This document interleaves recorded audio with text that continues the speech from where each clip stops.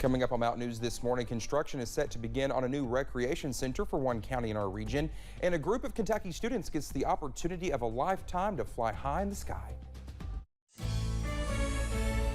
Dedicated to Eastern and Southern Kentucky, this is WYMT Mountain News this morning.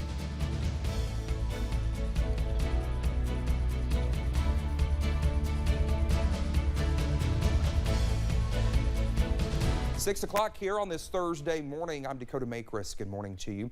I was just talking with Evan Hatter yesterday about just how fast, I guess the older we get, the days just fly by. And Brandon, right now, I don't know if you're feeling that same way. I feel like it was just Monday the other day. Now it's Thursday. Yep, it's actually 2024 now instead of 2022. That's how fast, when you get my age, it's how fast 2024, wait. Yeah, and I'm 2 years ahead of you. Wait, and I still work here at 2024? Right. No. I signed an extension, what? No, but he's right. The older you get, the days pass even faster. Yeah. So there you go. But some weeks seem like it goes slower than others. But, this week it has went pretty fast.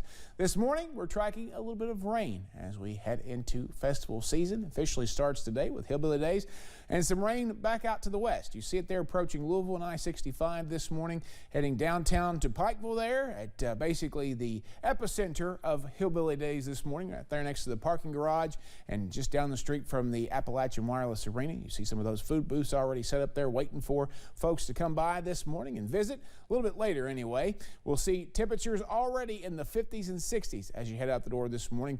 Cool spot now Wise at 52, and the warm spot is 63 in Somerset, Williamsburg, and Richmond. We'll kind of loop all those in there together. Hey, look, our forecast high and our average high are the same. 71 for today, record high 89 set back on this day in 1985. Now, no record today, but Saturday we could get close in some spots. Dakota?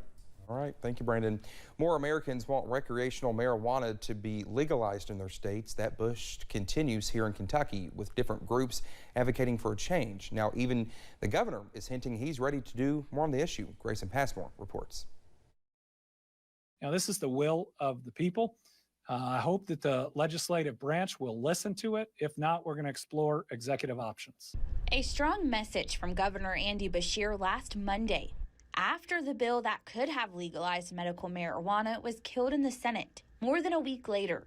And he now promises to find a way, quote, Kentuckians can make their voices heard. To the veteran out there suffering from PTSD, that this could provide some relief, it's time that you got what you need. Before the governor's announcement, marijuana advocacy groups used the 420 day in Frankfort to push a bill to get marijuana possession decriminalized.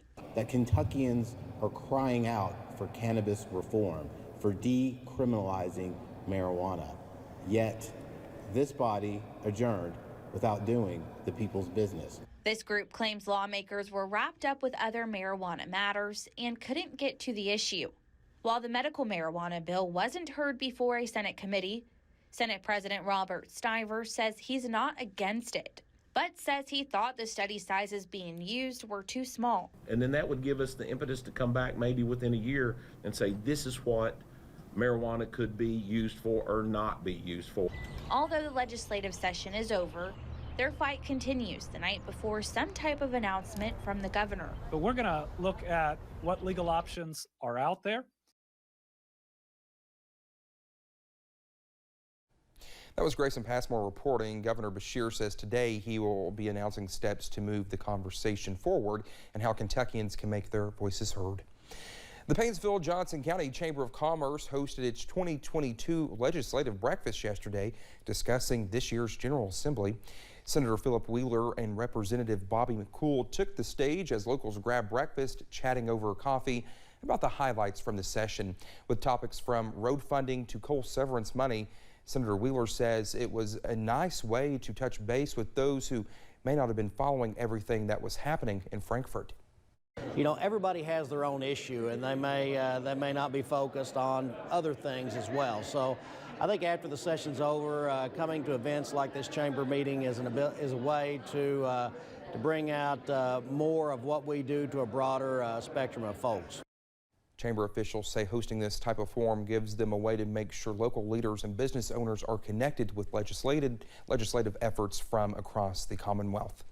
On Tuesday, Knox County Judge Executive Mike Mitchell made an announcement that could impact the people of Knox County for years to come. WYMT's Alyssa Williams has more. What is now a quiet open space will soon be filled with the cheers of local sports fans. This is going to be a big winter for this community. We have nothing like this. On Tuesday, Knox County Judge Executive Mike Mitchell announced plans for a sports complex to be built.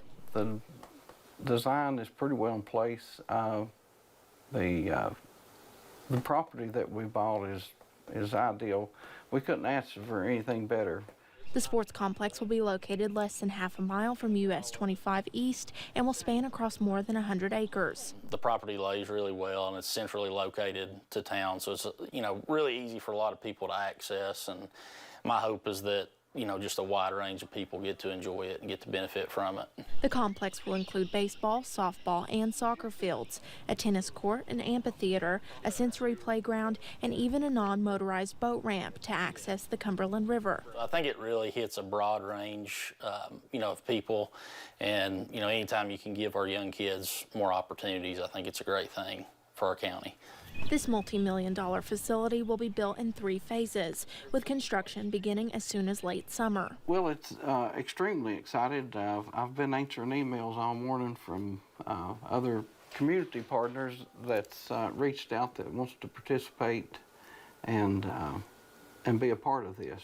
The community's coming together really well with it. Creating a space that brings the community together and invests in the health and well-being of Knox Countyans. In Barberville, Alyssa Williams, WYMT Mountain News. Well, the judge executive says that not only will this facility impact the youth of the area, but will also benefit local tourism. Students at the Bluegrass Challenge Academy got the experience of a lifetime yesterday. They got a chance to fly aboard a military helicopter at the state capitol. The Kentucky Youth Challenge is an alternative educational experience for at-risk youth to help them keep them engaged in the classroom and become prosperous citizens. To see young men and women that come from challenging backgrounds and have struggled, to see them leave here with the confidence that they can succeed and be productive. Around 150 students enrolled in this program will graduate within the coming weeks, and they say the skills learned yesterday will help them throughout their life.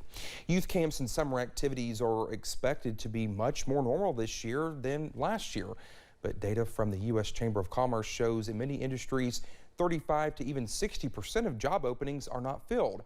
As Chad Hedrick explains, it's not been an easy task to fill these positions. Camps and sports are part of the summer fun for children, especially this year feeling more like normal. But for places putting on these camps or other activities, finding people to work is not fun and games. This is a great first job for everybody to help get them in. At the YMCA, a job fair Wednesday was looking to fill some 24 summer camp counselor positions. It's part of a continuous effort to make sure they have sufficient staff for youth activities. We are just constantly hiring. Like, we are recruiting, we are out there, we're talking, we're doing word of mouth, all of our social media posts. We have a recruitment process from within our current staff. Right now, the Y has hired 50 counselors for the summer. Another immediate need, though, is for their sports programs. We are a volunteer-based organization, so just finding volunteers for our youth sports definitely has been something that has been a bit tricky over the past few years. Finding staff that is consistent, that will be there and be present, has definitely been an issue as well. In Mount Sterling, Parks and Rec sent this call out for umpires for their baseball and softball leagues, saying if they don't have enough, they'll have to cancel the season. The Y isn't worried about canceling any of their camps, but they say they are feeling the burn. There's been a lot of things going on that are uncontrollable currently, so just with new things popping up left and right. Shortages and struggles felt across the board. That was Chad Hedrick reporting. Well, we have a traffic alert we want you to be aware of along the Kentucky-West Virginia border. If you're heading in and out of Boyd County, you'll want to plan ahead when traveling a stretch of I-64 during the next few months. Traffic will be reduced to 1 lane in each direction from mile markers 184 to 199. Or excuse me, 191. Those are the Cannonsburg and Catlettsburg exits.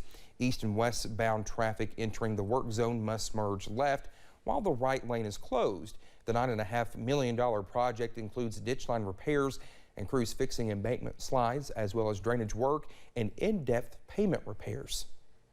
People rely on this not only within Boyd County, but also, between our states to, keep commerce flowing, keep people going to jobs and to, businesses and areas that they need to get to. So, it's one of our highest priorities is to maintain the highway system we have, especially our interstates and inter-county routes like US 23 and I-64. Crews have until the end of November to complete the project. Kentucky 199, also known as Dinky Road, is expected to be closed today. That repair work is set to begin at 7 this morning and end around 5 p.m. Transportation crew members say the road will be closed for nearly 2 weeks. Those driving on 199 should try to find a different route during the work. Emergency vehicles and school bus traffic will be allowed when necessary.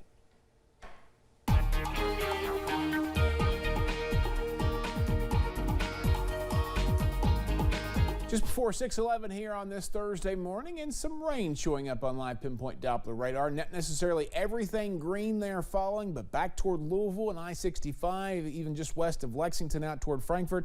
That's some pretty good rain, and it could be into our area here in just the next little bit. So we're keeping a close eye on that. We'll keep you posted. Temperatures generally in the 50s and 60s this morning. Cool spot wise at 52. Warm spots Richmond, Somerset, and Williamsburg all at 63 right now. 71 this afternoon, maybe a little bit better if we get some sunshine in here today, which is a possibility. I'm not going to count on it, but it's a possibility. Scattered showers off and on throughout the day. Best chances this morning, cloudy skies mainly as we head into the afternoon. Looking ahead, Friday looks fantastic. It's going to be dry. It's going to be nice. Summer preview kicks in this weekend, and another system we're watching could impact us early next week. Dakota? All right, Brendan, thank you so much. When we come back, the U.S. prepares to send even more firepower across the sea to help Ukraine fight against the Russian invasion.